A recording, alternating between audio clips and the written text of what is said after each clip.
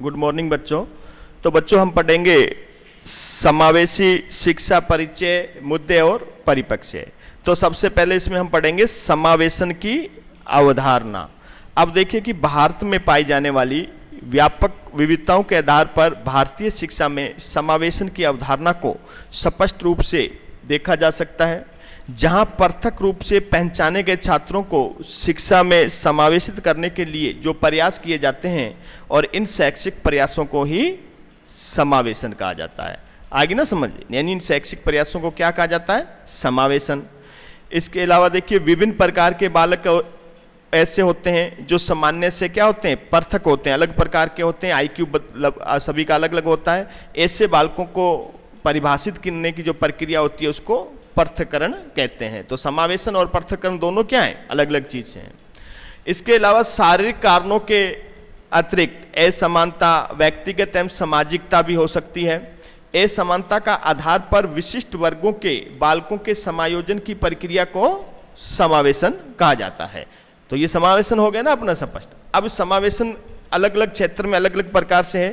पहले पाठ्यचर्या में समावेशन के बारे में पढ़ेंगे। अब देखिए पाठ्यचर्या में ये समावेशन का प्रथम और प्रमुख क्षेत्र माना जाता है। कौन? पाठ्यचर्या। उनमें इन्हीं विषयों का चयन करना चाहिए जो सरल एवं विशिष्ट छात्रों से संबंधित हों।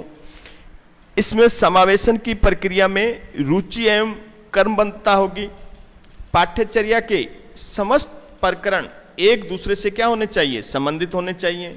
पाठ्यचर्या का क्रम और प्रकरणों में शिक्षण क्रम में परिवर्तन का शिक्षक को पूर्ण अधिकार होना चाहिए। समावेशन की योग्यता में स्तर के अनुकूल पाठ्यक्रम बनाया जाना चाहिए। उसके बाद देखिए दूसरा हमारा आता है समय प्रबंध में समावेशन। अब समय प्रबंध में देखिए समावेशित अधिगम की प्रक्रिया में समय सारणी में परिवर्तन आवश्यक माना जाता है।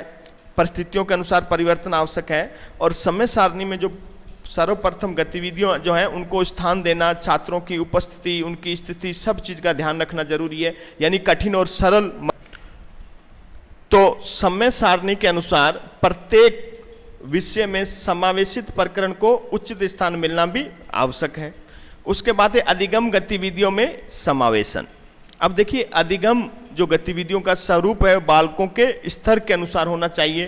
प्राथमिक स्तर की गतिविधियां हैं, बच्चे कहानी सुनना पसंद करेंगे, कविता सुनना पसंद करेंगे, खेल कूद में को प्राथमिकता देंगे। इन चीज़ों का हमें ध्यान रखना होगा। और इसके साथ साथ जो गतिविधियों का स्वरूप होना चाहिए वो क्या होना चाहिए? छात्रों को शारीरिक और मानसिक रूप से कार्य करने का अवसर मिले। इनके निर्धारण में विद्यार्थियों की रुचि और उसकी अभियोग्यता का ध्यान रखना आवश्यक है और ध्यान रखा जाना चाहिए।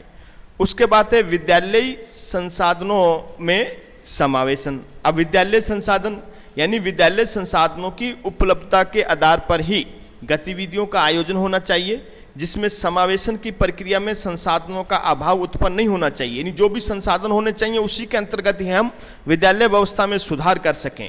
जैसे बहुआयामी प्रयोग जैसे हम करते हैं विद्यालय संसाधनों में, प्लेग्राउंड सभी विद्यालयों में मिल जाएगा आपको जो प्लेग्राउंड है।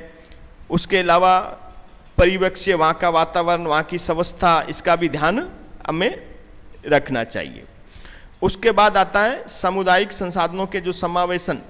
इसके अंतर्गत अगला पॉइंट हमारा है कि सामुदायिक संसाधनों को प्रयोग करते समय समुदाय के व्यक्तियों का सहयोग प्राप्त करना आवश्यक है। उसके साथ साथ सामुदायिक संसाधनों का प्रयोग करने से पूर्व उनकी प्रबंध एवं व्यापक योजना जो है उसकी व्यवस्था भी होनी आवश्यक है। ये सारी चीज़ें किस में आ रही हैं? सामुदायिक संसाधनों में समावेशन के अंतर्गत ये चीज़ें आ रही हैं।